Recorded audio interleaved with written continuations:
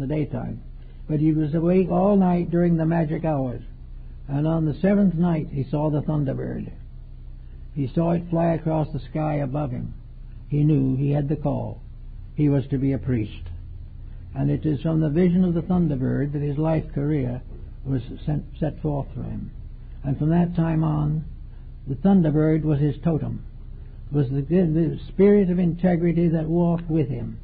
And very much of this is in the spirit of the old Greek and Egyptian, and there was a connection between the American Indians and these peoples. I know in the 1940s when I had Hosteen Claw here, they were probably the last of the great sand painters of the Navajo people. I showed him the copy of my big book, and we opened it to the page with the emerald tablet of Hermes. And this old Indian, who spoke no English, but we used an interpreter, who had never seen a written book to read it, looked at this green tablet which we put in there, and he turned to the translator, who was Askenazwood, and he said, "In very ancient times, my people could have read that." No one knew why he said it. Nothing more was said. But it was part of a recognition. And among these things remembered and recognized was the idea of the priesthood. Show me the way. And in all of our life today, young people, before they start out in life, should do some kind of a vigil. They should do something that gets them away forever from the fast music and the decadence of our modern life way, to simply recognize that we are all born for a purpose. We are all born with something to do. Therefore we have a right to ask the Great Spirits, "Father, show me the way. What am I supposed to do? How can I fit myself to do it?" Today these thoughts are not even in our minds. In these thoughts today we would be considered very foolish. Our present problem is to catch a few more rock music programs on the TV until the neighborhood can hardly stand the racket. This is the way we meet these things. We have come completely separated from what the American Indian called the life way. There is a life way, and the old sachems sitting together knew about the way. And the great league of the Iroquois nation said the beginning of the way is to spread the white carpet of the peace. All people dwelling together in peace.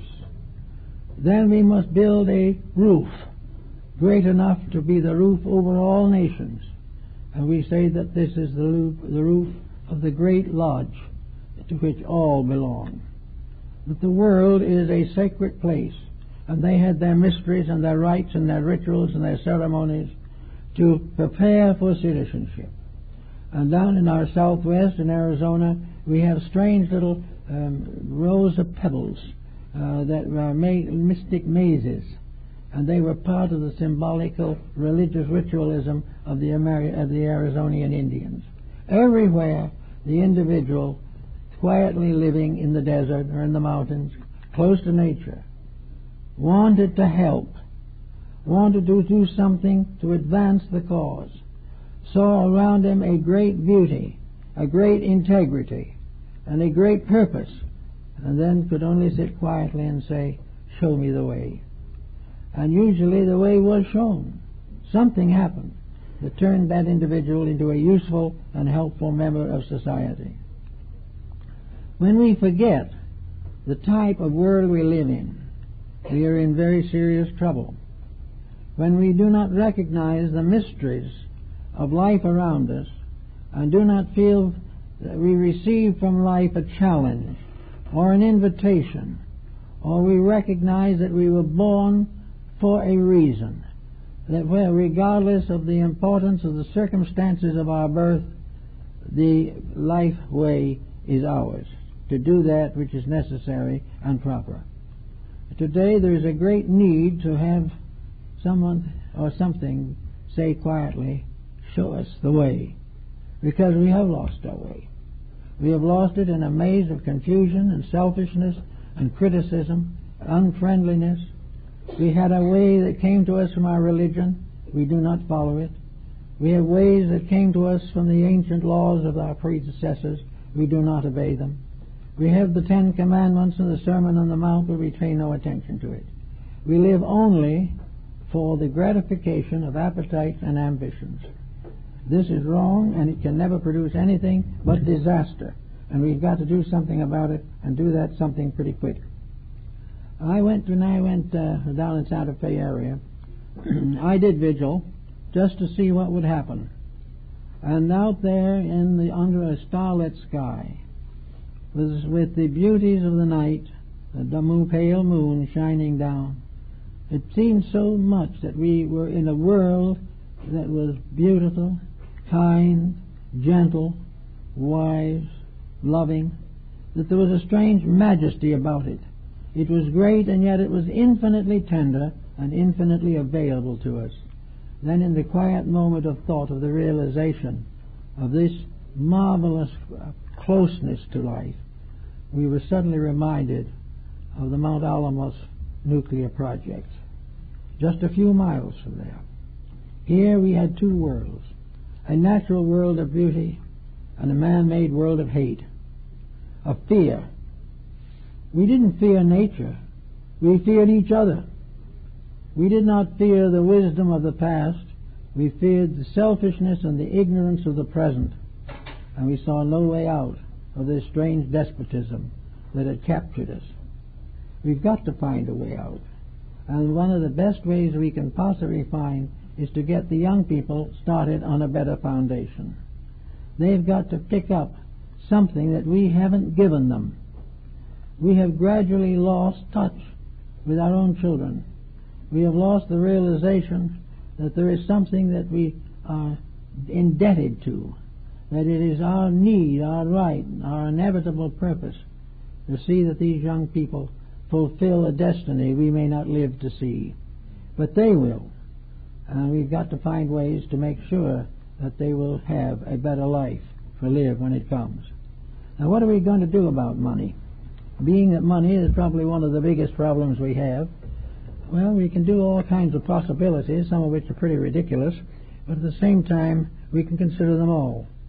Moore in his Utopia decided that money was useless, unvaluable, a non-valuable commodity. That the only actual way of solving the whole problem was to set things up so that each individual's share in the common good was protected.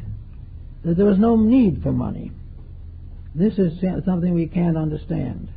But it is true that we have not been in trouble because of money. We have been troubled by the profit system. We have been troubled by the fact that money is supposed to make money. That we do not want to work, we want our money to work for us.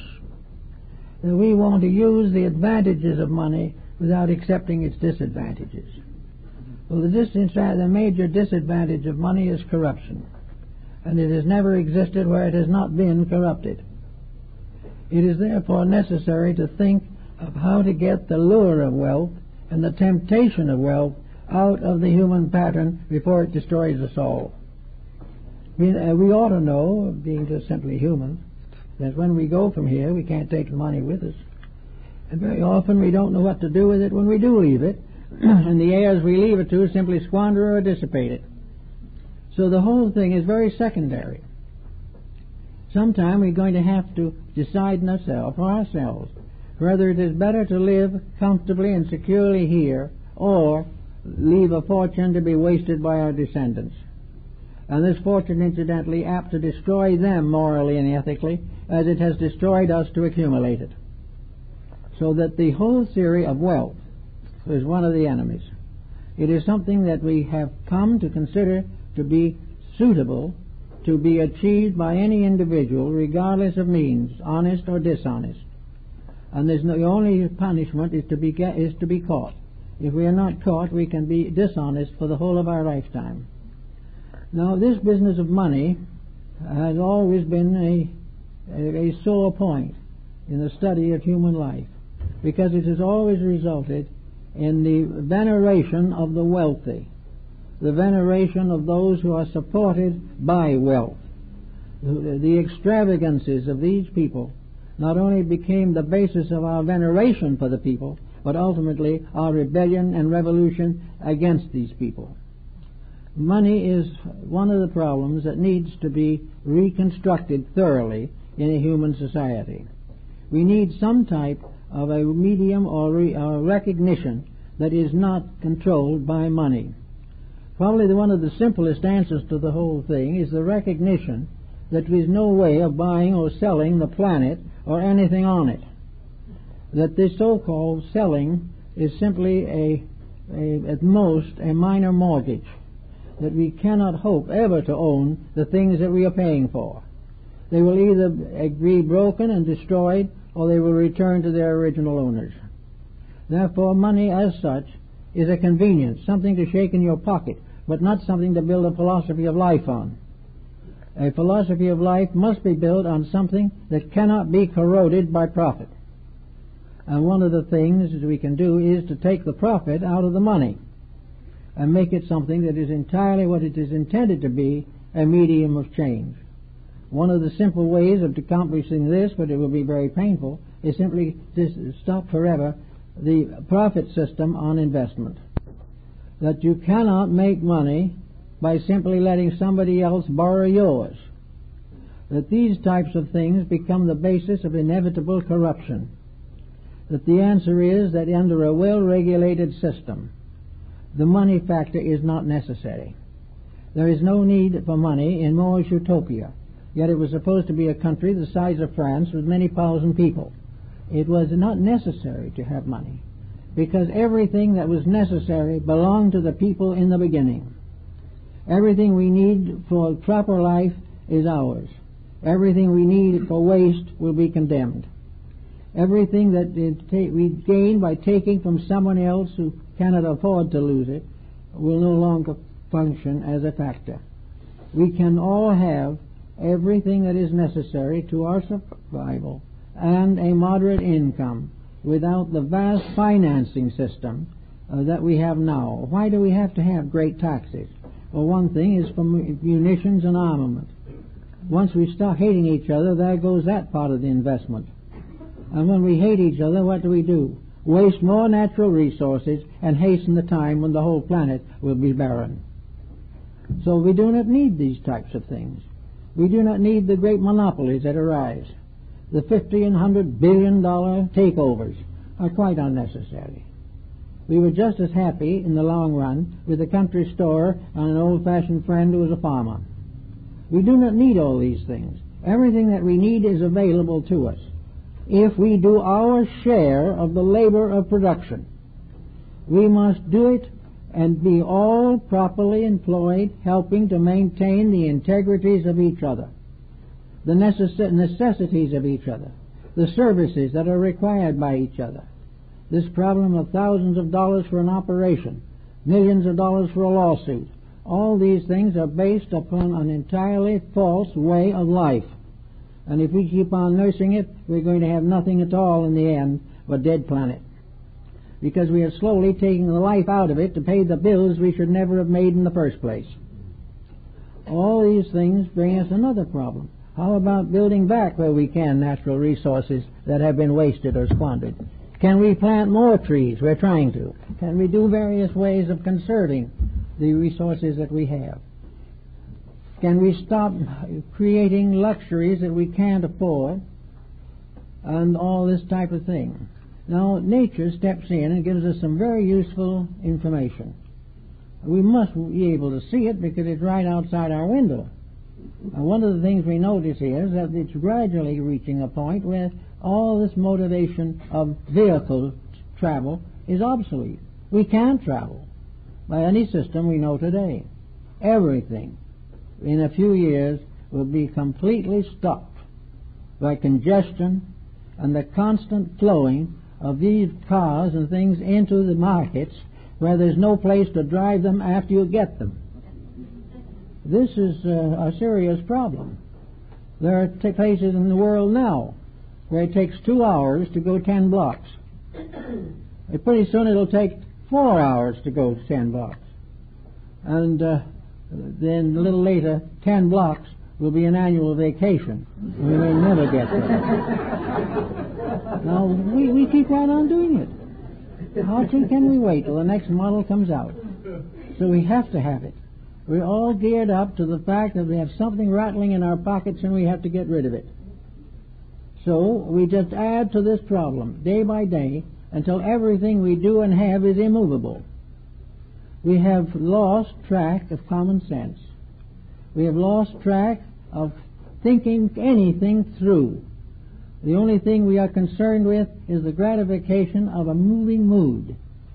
And then we look it over carefully, and we ask people questions, and we get very strange answers.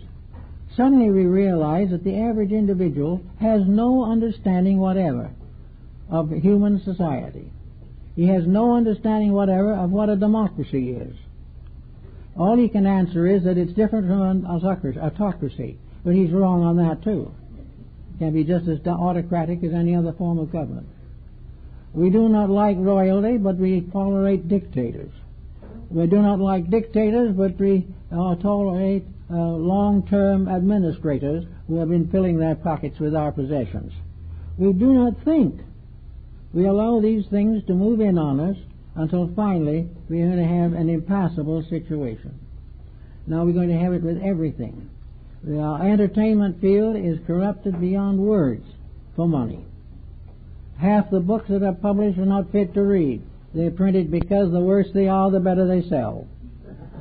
We also know that in the course of time, the cost of every service that we need is going to be higher than it is today, and the service will be poorer. All these things nobody pays any attention to.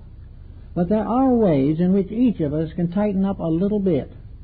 And if enough people tighten up, major changes can and will take place. We have now a really powerful move on the part of environmentalists who are going to get into the act very shortly. I see by a newspaper clipping that the National Geographic magazine in its next issue is going to show a crystal earth on its cover, shattered by a bullet. Now this sounds as though they mean something. This is the result of being gradually fed up with things that are wrong and should never have occurred. They have occurred. Now we've got to get out of it before it gets us. It means we're going to have to do for ourselves what we have refused to accept from anybody else, and that is self-discipline. The laws of antiquity were administered to a society that believed in laws. Those laws today are being administered to a society that does not believe in laws. Therefore, it's going to have the law without the believing. It's going to have to face the problems head on and accept the consequences that have come from centuries of corruption and misuse of natural resources. We have to do these things. We want to get into the 21st century. We want to do things to make a better world for all of us, and we're going to have to, each person can get at it with something. If we get at it with children, it will help. If the school won't do it, we may have to. But the school will do it if enough parents want it. But to make parents want it, they've got to realize that they're suffering for lack of it, whether they realize it or not. And the average family has children today that are problems. And they will get to be bigger problems unless parents solve the problems with the children. We're going to have to work together to put the world together again and realize that the material which can save it is the material in our own souls. It has to be saved from by within ourselves, becoming aware of the need for a reestablishment of the integrities and values which are slowly fading away. The truths we need are inside of ourselves. They cannot be taken away from us, but they can be left dormant unless we bring them out into manifestation. It is up to us to take the truths that we know in our hearts and souls and start using them in our daily lives. And every person has a small circle of acquaintances and friends. We all know people. We all have relatives and friends. And these we can share a little of our hope for better things. Some will laugh at it, but some who are in trouble themselves will listen attentively. there is going to be a major change in the public attitude towards many things that are now well out of control. As publicity, propaganda, and evidence accumulates that we are being viciously mistreated, that we are being exploited in the name of progress, the private citizens are very apt to show that the patriotism that we need is still inside, ready to come out if we'll do anything with it. In the meantime, I do think that the final word is education in this particular field. The word education from educo means to draw out, to bring forth out of things, whereas we've been using it to cram in a sterile curriculum. What we need to know now is to be educated in the facts of life, educated in the problems that we will all have to face, education in moral, personal convictions that we must all develop and strengthen. The time has come when people have got to grow. The world around us can't grow. It has a physical limitation. The planet cannot grow any more than other planets and stars. Society will not grow because its profit lies where it is, even though it is short-ranged and dangerous. The growth must come from the fact that each one of us has locked within his own soul a divine reality. Every one of us knows, if we go deeply enough, that there is an integrity at the base of existence, that all things are measured by honor and honesty, and that all corruption is a false interpretation of some valuable principle or purpose. So the truth must come from within to combat the untruth that is pushed against us from the outside. We live in a world of doubts and uncertainties, but we have to realize that the only world of certainties is within our own souls, that we have the power to build worlds. We have the wisdom to govern them. We have the divine right to inherit the earth in good condition and pass it on to our descendants as a place of happiness, usefulness, and security for centuries and thousands of years to come. We have these potentials. We have these rights. But if we do not use them, we are very, very likely to lose them. All of the extravagances of destruction are now too expensive. We cannot afford the continuing bankruptcies, the huge piling up of national debts, international chicanery. These things we can no longer endure. And wherever the opportunity comes for this private citizen to express his convictions on these matters, he is morally obligated to do so. If we can get this kind of realization and get behind it several well-organized groups that are already working on it, I think we will be able to make a major dent, particularly at first in the environment problem. In the environment, it gets to be very important because the environment is not only the planet, but it's the food we eat. It is the sky over our heads. It is the house we live in.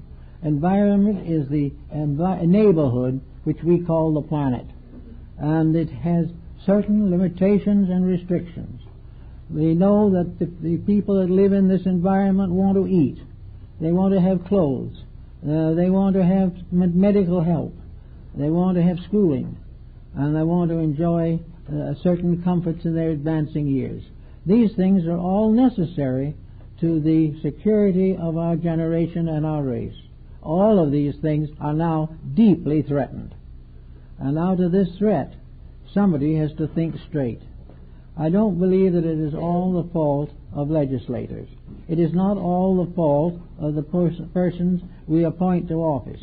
It's our mistake because we often appoint people who might be perfectly sincere but incapable of handling the situation. We must be able to therefore know what type of person we need for a certain spot to make this a successful self-governing country. And that's why we need to and must have a university of government where we will be able to produce people who are aware and equipped and can provide the necessary information and do it without ulterior motive. We've got to pass the administration of the planet on to professionals instead of leaving it as it is at the present time in the hands of amateurs. We do not know how to elect because we do not know who possesses the necessary characteristics. Nobody knows. And in most cases, when we elect a man to public office, we doom him to tragedy. He will be corrupted or will be unable to handle the situation. So we've got to get out of this inability situation where we're not able to do anything and realize that no democracy can function unless each one of its citizens knows what it's all about. That if we want to last as a nation or part of an enduring world, we must know why we are here, what we can do, how we can do it, and how we can help other nations to also achieve the maturity of their proper existences. These things all have to happen. We're getting very close to the desperate need for the great big brotherhood of man. We're going to have it. We can no longer maintain the Hitlers and the Mussolinis and the Alexanders. We are in a world now where survival is only possible through cooperation. And in personal and family life, survival is only possible by the neighborhood cooperating, by the family cooperating with its own members, and by all in turn working together in the light of what they know to help to bring about the good things that they need and what we all need, and most of all, perhaps, that in every family the training of children should be the most important single consideration, an importance which we cannot overestimate. So I think we can say that politics cannot be solved by amateurs. We're going to have to establish a system of education to produce the statesmen that we need. We do not need politicians. We need statesmen. We need persons trained who are in the office and are supported by those also trained who recognize superiority when they see it. We need to put this whole thing on a thoroughly business basis, but we need it to be a business administered by idealists. We need the education of these idealists from the kindergarten on up to the realization that statesmanship is a dedication and not an opportunity to exploit. We must help everyone we can to become aware that the world in which we live is all our responsibility. In each way, each day, there's some little thing we can do to help make these things work out. We have to get started in the right direction, back movements and principles and policies that we know are working in the right direction, sacrifice a little of our own comfort and a little of our own security if necessary to help to bring about the greatest security of the entire world. Well, that's the way it looks to me.